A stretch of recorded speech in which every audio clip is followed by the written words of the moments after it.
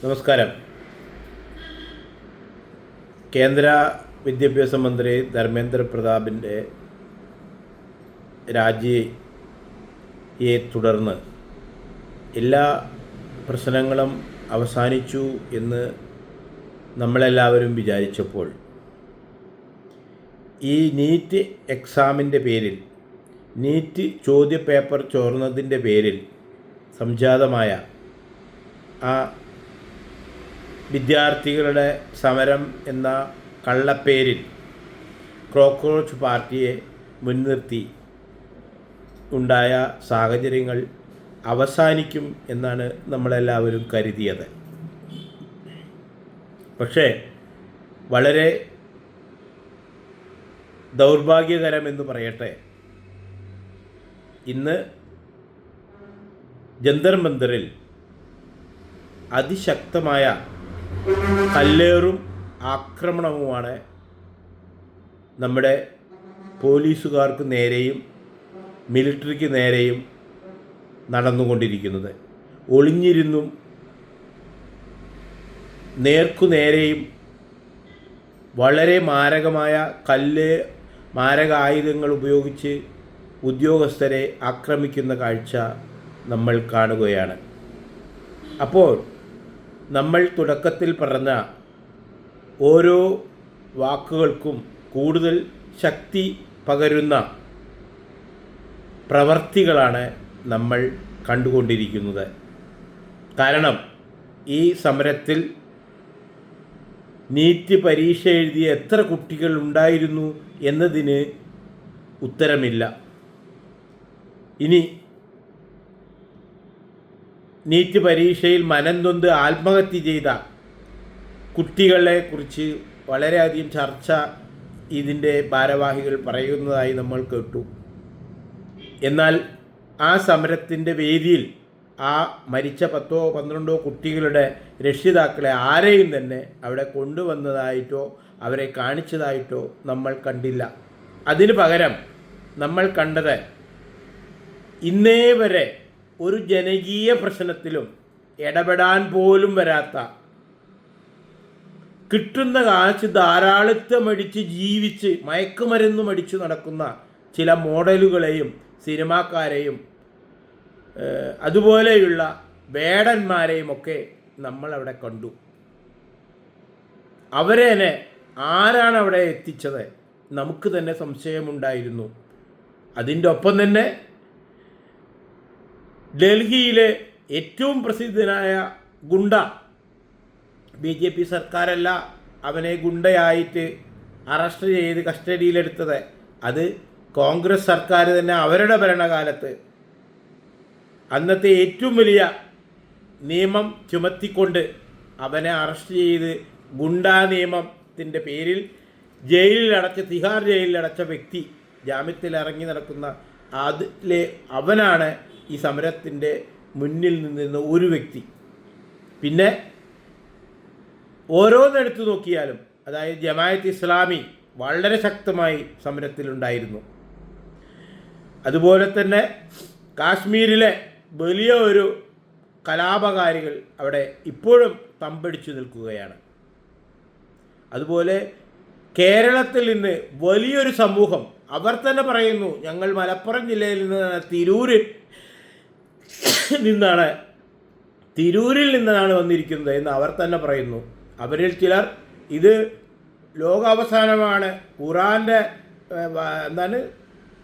എന്തൊക്കെയോ വൃത്തികേടുകൾ വിളിച്ചു പറയുന്നു. അപ്പോൾ തന്നെ വളരെയധികം സംശയം നിലനിർത്തിയിരുന്ന ഒരു സമരം തന്നെയായിരുന്നു ഈ കോക്രോച്ച് പാർട്ടിയുടെ ഈ സമരം. എന്തോ അവരുടെ നിരാഹാരമെടുക്കുന്ന ആൾ രാജിവെക്കാനെന്ന് പുള്ളിക്ക് വലിയ അഭിപ്രായമൊന്നും അവസാനം ഉണ്ടായില്ല. പക്ഷേ അവരുടെ ശക്തമായ ആവശ്യങ്ങൾ, കാരണം ഇത് രാജിവെച്ചാലും വെച്ചില്ലെങ്കിൽ ഇവിടെ ഒന്നും സംഭവിക്കാനൊന്നും പോകുന്നില്ല, പ്രശ്നം തീരട്ടെ, നമുക്ക് ഇതൊന്നുമല്ല വിഷയം. ഇന്ത്യയും ഇന്ത്യയുടെ ഭരണകർത്താക്കൾക്കും വളരെ വലിയ ഉത്തരവാദിത്തം നിലനിൽക്കുകയാണ്. കാരണം അവരുടെ വെല്ലുവിളി ഇന്ന് ലോകരാജ്യങ്ങളുടെ മുന്നിൽ നമ്പർ 1 കുതിക്കുന്ന ഒരു രാജ്യമാണ് ഇന്ത്യ. അമേരിക്ക തുടങ്ങിയ വികസിത രാജ്യങ്ങൾ, ചൈന ഒക്കെ ഞെട്ടിത്തരിച്ചിരിക്കുകയാണ് ഇന്ത്യയുടെ ഓരോ സ്റ്റെപ്പ് മുന്നോട്ടുള്ള കുതിപ്പും കണ്ടിട്ട്. അപ്പോൾ അതിൻ്റെ പിന്നാലെ പോകുന്ന നമ്മുടെ പ്രധാനമന്ത്രിക്കും ആഭ്യന്തരമന്ത്രിക്കും രാജ്യരക്ഷാ മന്ത്രിക്കും ഈ ഒരു ചെറിയ കാര്യത്തിൽ വലിയ കാര്യമൊന്നുമില്ല അതിനെക്കുറിച്ച് ചിന്തിക്കാൻ. എന്നാൽ പോലും അവരെ കരുവാക്കി സമരം ഉണ്ടാക്കിയിട്ട് എന്നാൽ സമരത്തിന് നേതൃത്വമൊന്നും കൊടുത്തില്ല. ഈ സമരത്തിന് ഇറങ്ങിയവരെ കുറിച്ചൊരു വാക്ക് പോലും ഇവിടുത്തെ പ്രതിപക്ഷ നേതാവോ ആ പാർട്ടിയുടെ ആരെങ്കിലും പറയുന്നില്ല. എനിക്ക് അത്ഭുതം തോന്നി. കേരളത്തിൻ്റെ മുഖ്യമന്ത്രി ഫേസ്ബുക്കിൽ ഒരു പോസ്റ്റ് ഇട്ടു. വളരെ ആവശ്യമായിരുന്നു ആരുടെ രാജി. വെറും 60 ദിവസമായിട്ടുള്ളൂ സതീശൻ്റെ മന്ത്രിസഭ. എത്ര ആൾ രാജിവെച്ചു അതിൽ നിന്ന്? ഇത് ആരുടെയെങ്കിലും കുഴപ്പമാണോ? ആരുടെ കുഴപ്പം? ഇനിയും എത്ര ആൾ രാജിവെക്കും വരും ദിവസങ്ങളിൽ? അത് നമുക്ക് കാത്തിരുന്ന് കാണാം. അപ്പോൾ ഒരു ഉത്തരവാദിത്തപ്പെട്ട വ്യക്തി, ഞാൻ ഒരു കാര്യം ചോദിക്കട്ടെ, പുള്ളി തന്നെ പറയുന്നു ഞാൻ ഡൽഹിക്ക് പോയത് വേറെ എന്തോ കാര്യത്തിലാണ്, വളരെ യാദൃശ്ചികമായിട്ടാണ് അന്ന്. അതായത് ഒരു ഉത്തരവാദിത്തപ്പെട്ട പൊസിഷനിൽ ഇരിക്കുന്ന ഒരാളാണ്. പാർലമെൻറ്റ് പരിസരം എന്ന് പറഞ്ഞു കഴിഞ്ഞാൽ അതീവ എന്താ പറയില്ലേ, ജാഗ്രത പാലിക്കുന്ന സുരക്ഷാ മേഖലയാണ്. അവിടെ കൂട്ടം കൂടാൻ പാടില്ല, കൂടിയിരിക്കാൻ പാടില്ല, ഒന്നും ചെയ്യാൻ പാടില്ല. അപ്പോൾ അവിടെ പോയിട്ട് മുഖ്യമന്ത്രിമാരെ ഈ സമരം സത്യാഗ്രഹമൊക്കെ ചെയ്യാൻ പറഞ്ഞ ആ സ്ഥാനത്തിന് തന്നെ അത് യോജിച്ചതാണോ എന്ന് മുഖ്യമന്ത്രിമാർ ചിന്തിക്കുക, പ്രതിപക്ഷ നേതാവ് ചിന്തിക്കുക. അപ്പോൾ അവിടെ അത് പിടിച്ച് അവരെ കൊണ്ടുവരുന്നത് അത്ഭുതപ്പെടാനില്ല. പക്ഷേ ഇവിടെ അതൊന്നുമല്ല. എല്ലാം പ്രശ്നം നിങ്ങളെല്ലാം നേതൃത്വം കൊടുത്തത്, സമരം ചെയ്തവർ അവരുടെ ആവശ്യമൊക്കെ കഴിഞ്ഞപ്പോൾ.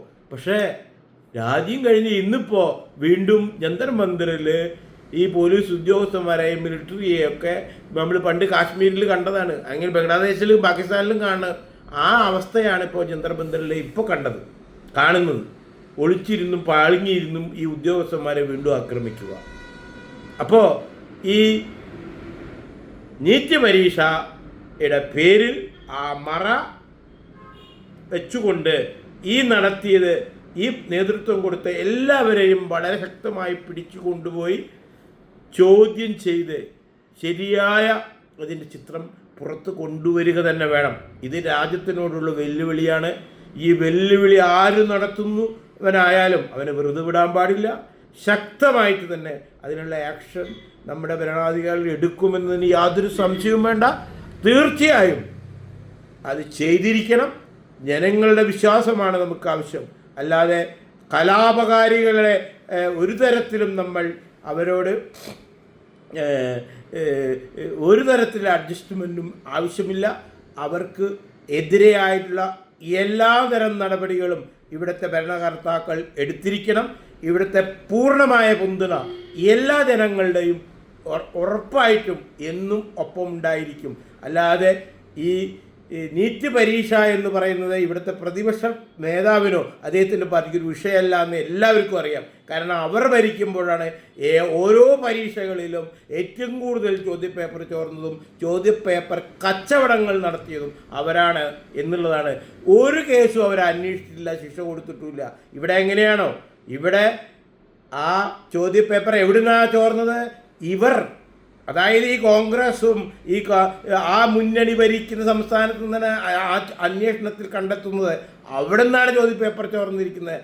എന്നിട്ട് പോലും അത് പറയാൻ നാണമില്ലാത്ത അവർ ഇവിടെ വന്ന് വല്ലോരും ചെയ്യുന്ന സമരത്തിൻ്റെ ബാക്കിൽ പോയിരുന്ന ചിത്രം എടുത്തിട്ട് അതിൻ്റെ പിതൃത്വം നേടാൻ വേണ്ടി ശ്രമിക്കുന്ന ഈ സാഹചര്യത്തിൽ എല്ലാം കഴിഞ്ഞ് എന്തൊക്കെ നാടകം കളിച്ചാലും എല്ലാം കഴിഞ്ഞ് അതിൻ്റെ മന്ത്രി രാജിവെച്ചിട്ട് വീണ്ടും നമ്മുടെ കാവൽക്കാരെ എറിഞ്ഞ് ആക്രമിക്കുന്നത് ഒരിക്കലും നമുക്കത് വിട്ടുകൊടുക്കാൻ പറ്റില്ല എന്നതിന് യാതൊരു സംശയവും വേണ്ട. വെടിവെച്ച് കൊല്ലണം, ഒരു സംശയവും വേണ്ട. എല്ലാ ജനങ്ങളുടെയും ശക്തമായ പിന്തുണ ഇതിന് കൊടുത്തിരിക്കണം. കാരണം ഒരു തരത്തിലും അനുവദിച്ചു കൊടുക്കാൻ പാടില്ല ഈ സാഹചര്യത്തെ എന്നു തന്നെയാണ് ഇവിടുത്തെ എല്ലാ ജനങ്ങളുടെയും കൂട്ടമായ അഭ്യർത്ഥന.